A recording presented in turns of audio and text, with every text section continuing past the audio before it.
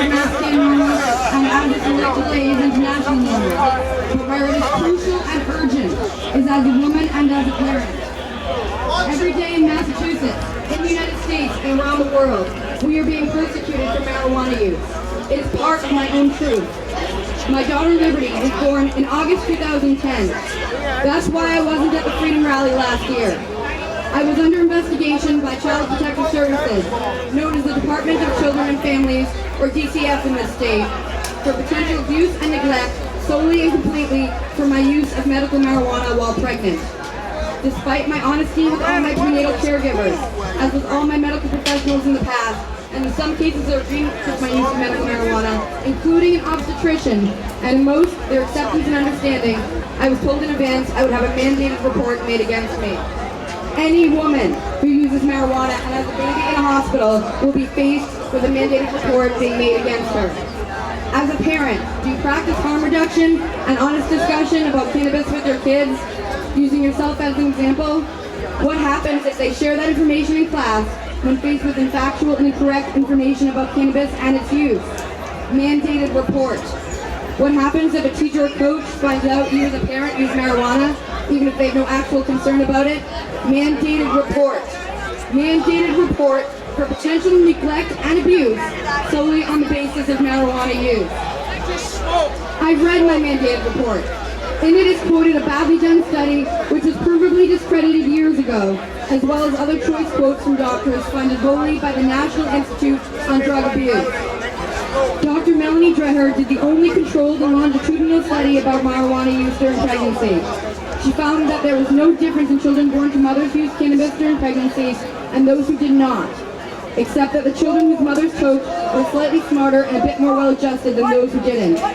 This is what I told the midwife who inappropriately attempted to debate marijuana policy with me less than 5 minutes following my daughter's birth. Cannabinoids are also naturally found in breast milk. They aid in appetite and in sleep. Perhaps this has to do with the cannabinoid receptors we have in our brains, about which scientists know perilously little and are only starting to learn how they are connected to our creativity, our pattern recognition, our intelligence, and our emotional states. Regardless of the facts, the message is clear. You can't be a good parent and use marijuana. Not recreationally, not medically, not at all. Have you ever smoked marijuana? DCF asked in their phone screening. Many tens of millions of people in this country, including our current president, have ever smoked marijuana. Millions do it every year. If you were my age, most of our parents did. Are our parents, the grandparents of our children, were they bad parents? Should the millions of people who use cannabis every year and have the gall to also have children all face investigation?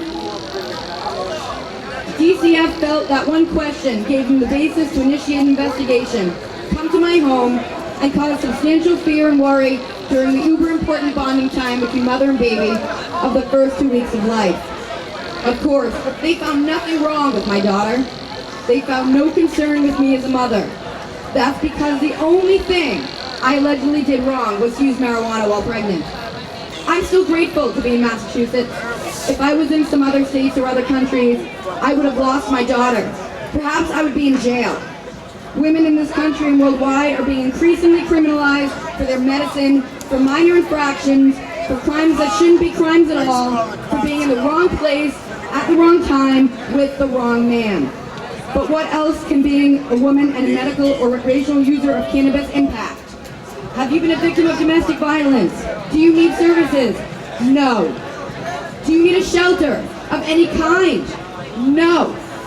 Would you like to apply for federal housing? No. What else can happen to you as a parent and a medical or recreational user of cannabis?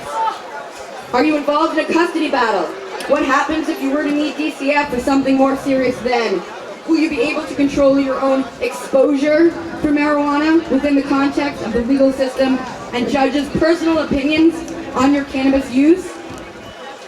What if every parent's nightmare happens and it's your child who is terminally ill and you can't give your child tincture via IV or risk that child being taken away from you at their most vulnerable? Do you do it anyway? Because you know the evidence shows your child will eat for the first time in months and because marijuana might just save their life?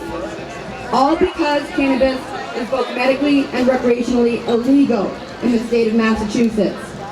Unfortunately, we can't always look to our own movement, not just yet. Even in our own cause, there are problems for women and there are problems for parents.